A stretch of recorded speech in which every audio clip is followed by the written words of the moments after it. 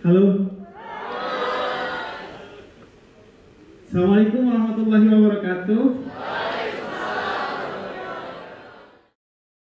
Salam sejahtera untuk kalian semua. Saya merasa tersesat ada di sini. Ruangan apa ini? Penuh kegelapan.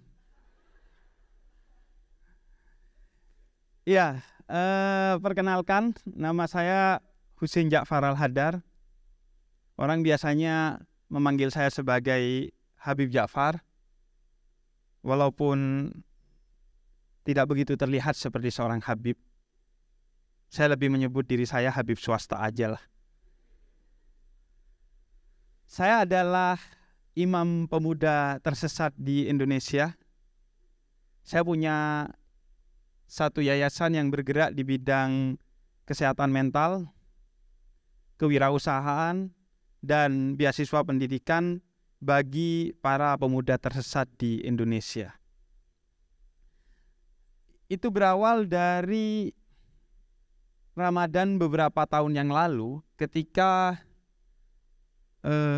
sahabat saya, Tretan Muslim dan Coki Pardede, itu tiba-tiba kemudian mengajak saya untuk bikin kultum, kuliah 7 menit. Namun kuliah 7 menit yang disajikan itu tidak ingin biasa-biasa saja, ingin yang luar biasa. Karena kita sepakat bahwa dunia terlalu banyak basa-basi, yang kadang isinya busuk juga. Orang terlalu bicara tentang apa yang tidak perlu orang dengar dan tidak ingin orang dengar. Kita adalah negara yang salah satu paling tinggi pengguna dan pembicaranya di media sosial, namun terlalu banyak basa-basi di media sosial kita. Orang terlalu banyak bicara tentang sesuatu yang sebenarnya tidak orang ingin dengar, tidak orang butuhkan untuk dengar, bahkan tidak orang ingin dengar. Karena itu, kita kemudian menyajikan satu kultum yang berbasis pada pertanyaan dari apa yang ingin orang ketahui atau apa yang orang butuh ketahui. Karena itu based on pertanyaan. Pertanyaannya kemudian datang kepada kita adalah pertanyaan-pertanyaan yang tidak terduga.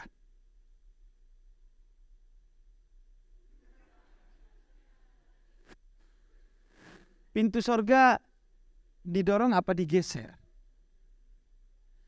Kalau kiamat itu hari Jumat, sebagaimana kita yakini sebagai seorang Muslim, lalu bagaimana negara-negara yang sudah hari Sabtu? Atau masih hari Kamis? Yang hari Kamis berarti dia punya jatah taubat 24 jam, enak dong. Yang sudah hari Sabtu berarti punya jatah maksiat 6 hari dan 1 harinya untuk taubat. Enak dong. Dan banyak sekali model-model pertanyaan seperti ini. Apakah Dajjal centang biru? Karena mengikutnya banyak. Dan lain sebagainya. Ini adalah pertanyaan yang ingin dan perlu orang ketahui, tapi tidak mungkin ditanyakan di forum-forum keagamaan yang konvensional. Namun kegalauan bagi banyak orang. Yang jika ini tidak terjawab, maka ada yang kurang dari keberagamaan mereka sebagai seorang Muslim. Anda nanya beginian di forum-forum dakwah konvensional, bisa-bisa marahi Anda itu, bukan dijawab. Karena itu kemudian kita mencoba menjawab pertanyaan-pertanyaan ini dengan jawaban yang setidak tersesat mungkin. Dan karena kemudian kultum itu menjadi yang namanya kultum pemuda tersesat, kemudian ternyata diminati oleh banyak orang. Kultum pemuda tersesat itu ditonton oleh minimal ratusan ribu hingga jutaan orang setiap harinya di bulan Ramadan. Hingga kemudian di luar bulan Ramadan mereka minta, lanjutin dong. Akhirnya kita bikin pemuda tersesat tanpa ada kata kultumnya karena sudah di luar bulan Ramadan. Dan pemuda tersesat menjadi salah satu dari mungkin sangat sedikit channel YouTube di seluruh dunia yang mendapatkan silver play button di hari pertama tanpa ada satu video pun.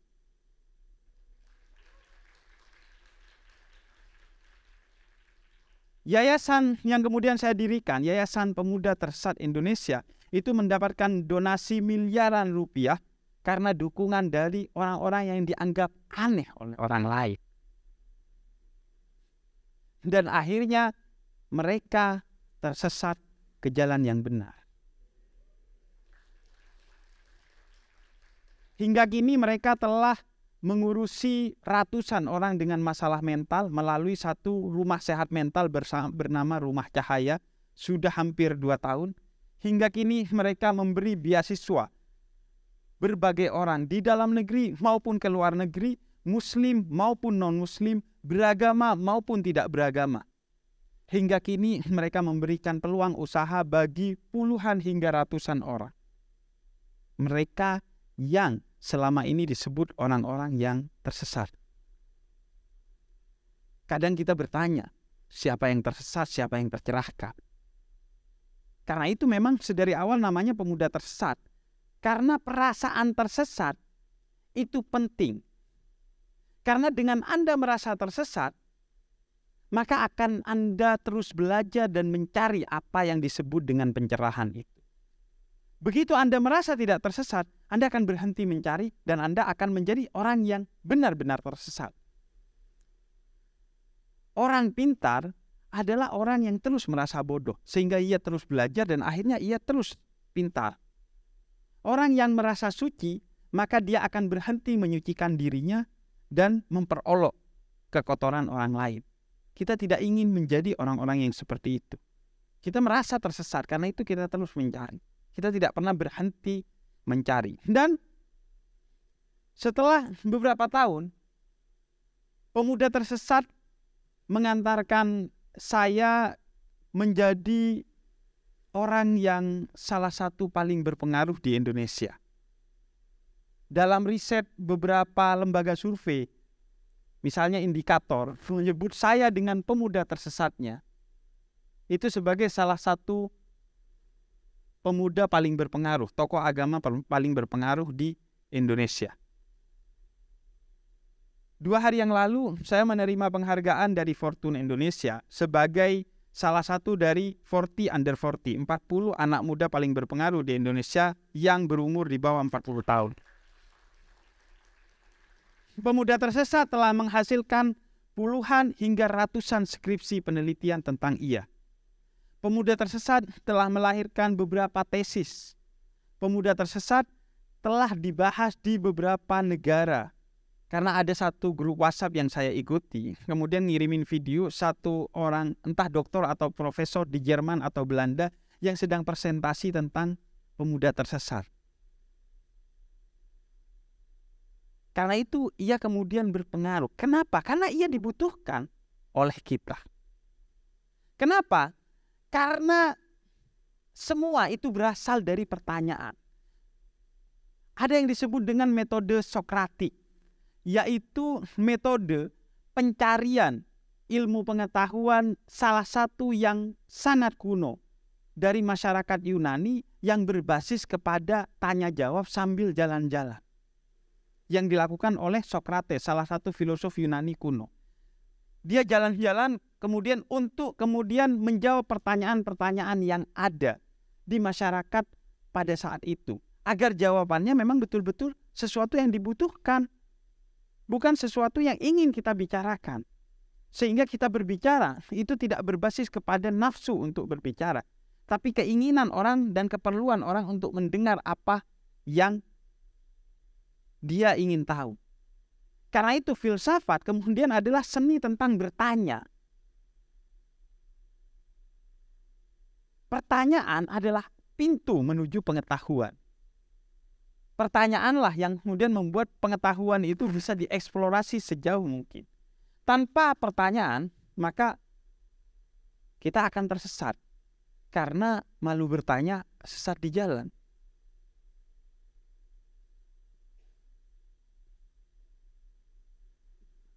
Dan aspek penting paling kritis dari satu masalah itu adalah pertanyaan yang diduga tersesat tadi.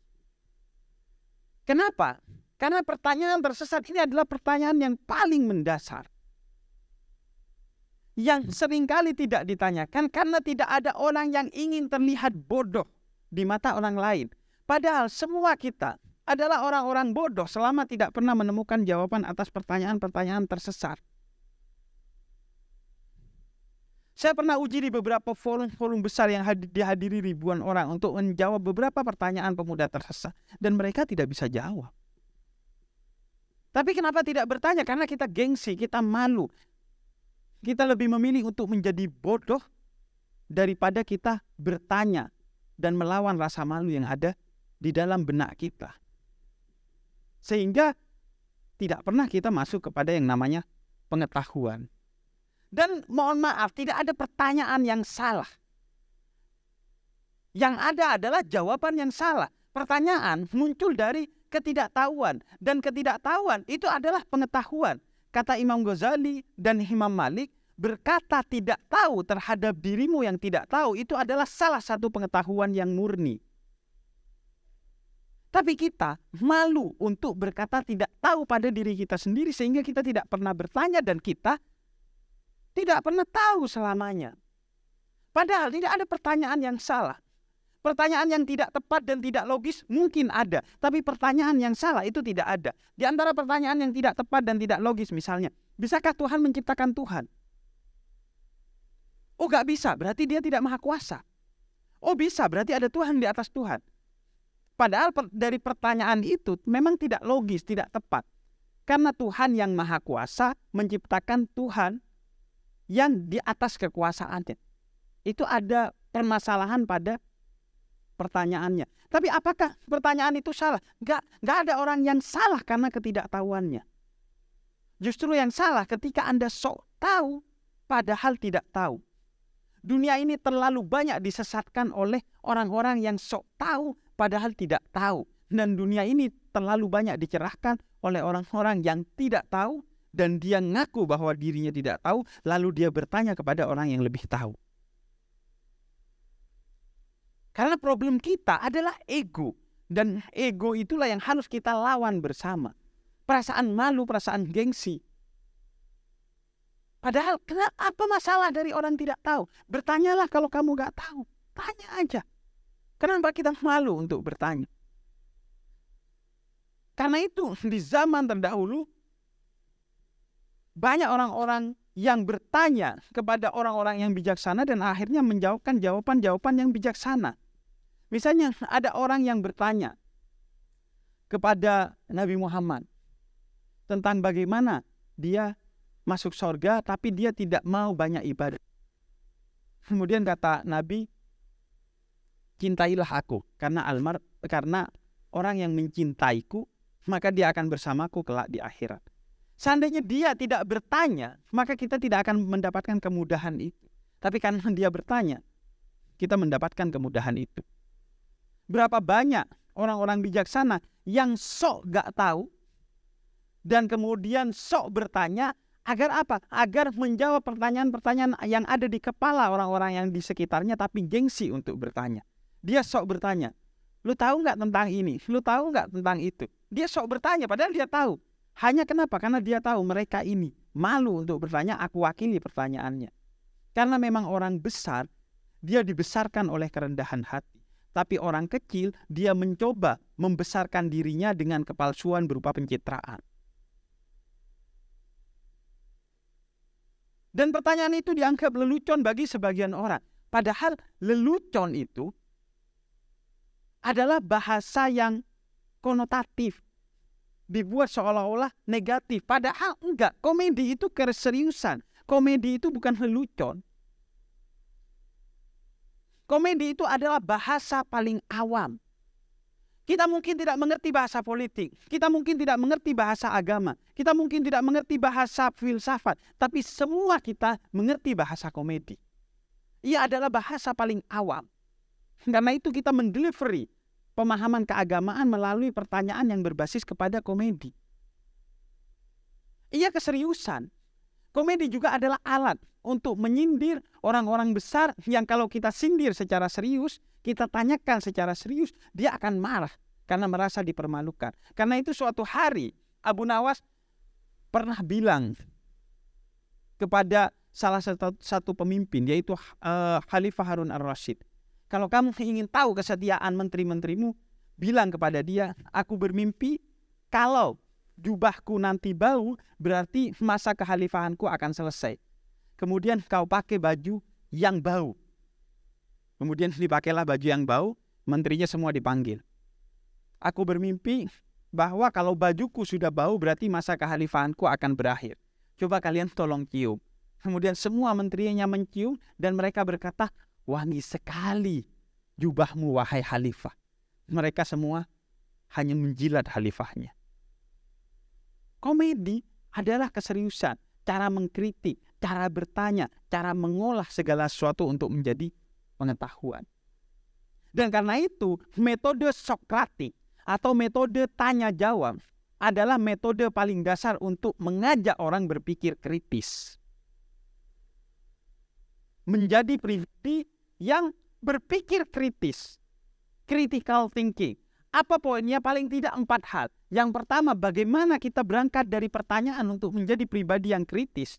Karena ketika Anda tidak kritis, berarti Anda menelan makanan tanpa dikunyah. Efeknya minimal gak enak, maksimal muntah. Critical thinking itu adalah mengunyah informasi sebelum kamu telan. Ada 4 guidance-nya. Yang pertama adalah jernihkan pikiran tanpa oportunis. Kepentingan yang bikin Anda tidak bisa berpikir kritis. Saya tidak mau mengkritisi dia karena saya punya kepentingan bisnis dengan dia. Saya tidak mau mengkritisi dia karena saya buzzernya dia secara politik.